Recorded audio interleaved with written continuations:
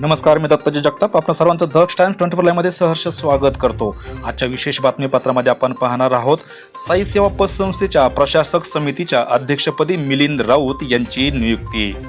ठेवीदारांमध्ये समाधानाचे वातावरण, याबाबत सविस्तर वृत्त आपण जाणून घेऊयात।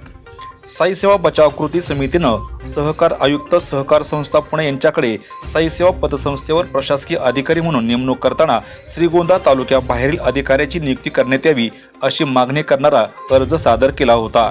या मागणीची दखल घेत अप्पर निबंधक प्रशासन सहकारी संस्था पुणे येथील राजेश सुरवसे यांनी आदेश जारी करत नारायण परजणे यांच्या ऐवजी मिलिंद राऊत सहाय्यक निबंधक कर्जत यांची साई सेवा पतसंस्थेच्या प्रशासक समितीचे नूतन अध्यक्ष म्हणून नियुक्ती करण्यात आल्याचं पत्र दिलं आहे। या निर्णयामुळे साई सेवा पतसंस्थेच्या ठेवीदारांमध्ये समाधानाचे वातावरण निर्माण झाले असून पतसंस्थेच्या कामकाजात पारदर्शकता व विश्वास वाढण्याची अपेक्षा व्यक्त केली जात आहे।